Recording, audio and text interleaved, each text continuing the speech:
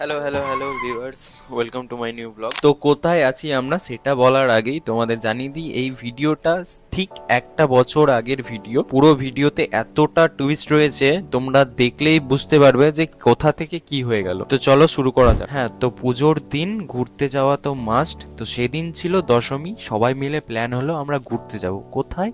Baharampur. Finally আমরা পাপ্পুদা ধাবাতে চলে এসেছি। বাট এইখান পর্যন্ত আসতে আমাদের গাড়ির মধ্যে এত রকম আলোচনা হয়ে গেছে যে আমরা বহরমপুর যাব না।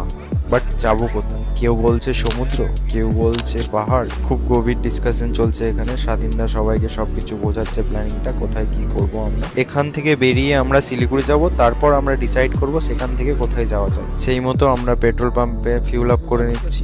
এই দেখতেই পাচ্ছ, অলরেডি ফিউল আপ করাই ছিল, বাট আমরা রিস্ক নেব না, ফুল ট্যাঙ্ক করে নিচ্ছি। এখনো আমরা কেউ জানি না কোথায় যাচ্ছে। তো দেখো ফারান কি বলছে। ফারান কোথায় যাচ্ছ? এগুলো কি চশমা? এই ফারান কোথায় যাচ্ছ?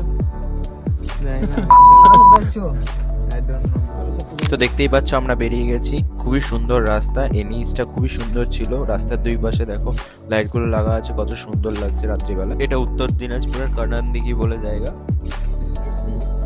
জার্নির মাঝে আমরা একটু টি ব্রেক নিয়ে নিয়েছিলাম। এর আগে আমরা দাঁড়িয়েছিলাম মালদাতে কিছু খাওয়ার জন্য। তো এখানে একটু চাটা খেয়ে কিছুক্ষণ বসে গল্প করে বেরিয়ে গেলাম আবার। দেখতেই পাচ্ছ কি লেভেলের কুয়াশা পড়ে গেছে রাস্তায়। তো আমাদের একটু অসুবিধা হচ্ছিল, তবে আমরা আস্তে আস্তে এগোচ্ছি। তো আরেকবার একটু চা খাওয়া যাক। বাগডোগরা ঢুকে গেছি আমরা। এই যে আমাদের দুই পাশে গভীর জঙ্গল, এটা হচ্ছে গরুমারা ওয়াইল্ড লাইফ স্যাংচুয়ারি। এখান থেকে কালিম্পং 54 কিলোমিটার, গ্যাংটক 104 কিলোমিটার। তো হ্যাঁ, পাহাড়ের প্রায় কাছাকাছি চলে এসেছি আমরা। দেখতেই পাচ্ছ দূরে পাহাড় রয়েছে। তো আমরা এখানে ফিউল আপ করে নিচ্ছিলাম, ফুল ট্যাঙ্ক আবার করে নিতে চাইছি, কারণ আমরা ফেসে যাতে না যাই। ওই দেখো সামনে পাহাড়, ওখানে সামনে আমাদের গাড়ি লাগানো রয়েছে। তো আমরা সেবক ব্রিজে চলে এসেছি।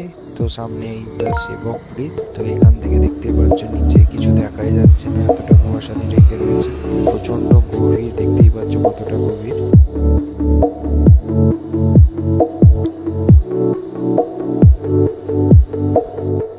এই বাঁদরগুলো খুব বদমাশ হয়, কারণ ফোন টোন হাত থেকে কেড়ে নেয়। ঠিক রাস্তার পাশ দিয়ে নদী বয়ে যাচ্ছে, কতটা সুন্দর লাগছে দেখো ভিউটা। এখান থেকে নিচে নেমেই তিস্তা নদীর ওপরে একটা ড্যাম রয়েছে, বাট সেখানে আমাদেরকে ক্যামেরা বন্ধ করতে বলেছিল, তাই রেকর্ড করতে পারিনি। সামনেই সানরাইজ হচ্ছে।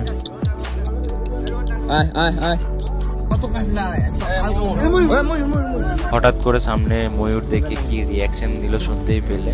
তো ওই সামনে দেখো চলে যাচ্ছে অনেকগুলো ময়ূর।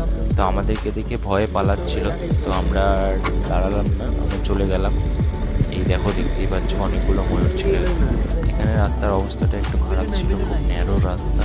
এখান থেকে গাড়িটা ওঠানো একটু চ্যালেঞ্জিং ছিল। যাই হোক, চাকাটা পুরো একদম স্পিড দিয়ে উঠে গেল গাড়িটা। ভুললে হবে না যে ড্রাইভার সিটে আমাদের দাদা স্বাধীনদা বসেছিল, প্রচণ্ড এক্সপিরিয়েন্স ড্রাইভার। তো সাইডের ভিউটা দেখে নাও, কত সুন্দর ভিউ।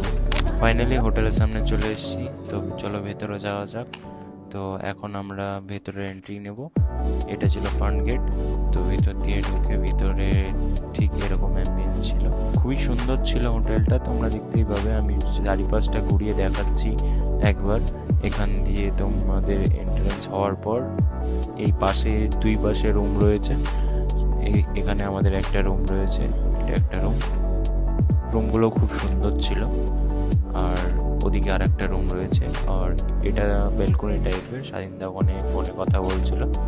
এখান থেকে কাঞ্চনজঙ্ঘার ভিউ পাওয়া যায়, বাট এখন কুয়াশা অনেক, তাই দেখা যাচ্ছে না। দেখতেই পাচ্ছ কত সুন্দর ভিউ।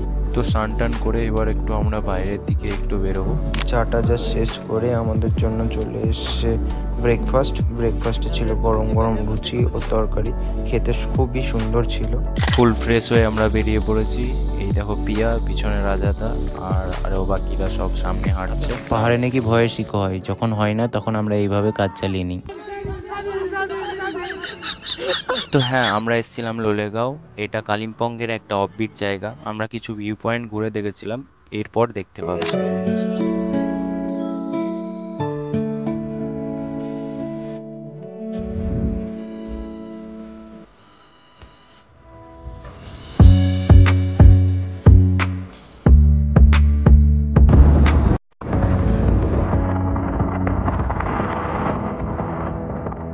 তো আমাদের লাঞ্চ রেডি। তো আমাদের লাঞ্চে ছিল ডাল, আলুর তরকারি, আলু ভাজা, খুব সুন্দর সিম্পল খাবার। তার সঙ্গে যে যেমন ডিম, চিকেন, মাটন যে যা নিয়েছিল সে আলাদা ভাবে নিয়ে নিয়েছিল।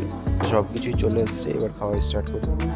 দেন খাওয়া দাওয়া সেরে হোটেল থেকে বেরিয়ে পড়লাম আমরা। ফেরার পথে ড্যাম, ওয়াটারফল সব কিছুই দেখা হয়ে গেছিল আমাদের। সত্যি খুবই সুন্দর কেটেছিল দিনটা। প্ল্যান হলে সাডেন প্ল্যান হওয়াই উচিত। পায়ে স্লিপার, হাফ স্লিভ জামা, ওর পকেটে নেই এক্সট্রা ক্যাশ, না ফোনের চার্জার। প্রচন্ড এনজয় করেছিলাম আমরা, অনেক মেমোরিজ তৈরি করেছি।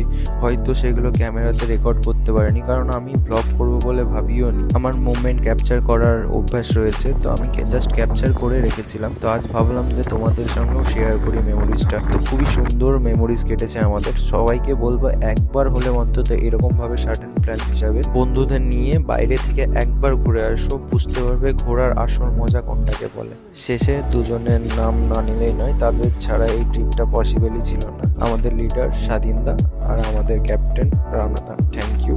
এরকম ট্রিপ হতে থাকুক বারবার, শুধু 6-7 জন নয়, পুরো ফুল টিম নিয়ে যেন ট্রিপটা হতেই থাকুক বছরের পর বছর। অসংখ্য ধন্যবাদ তোমাদের পুরো ব্লগটি দেখার জন্য।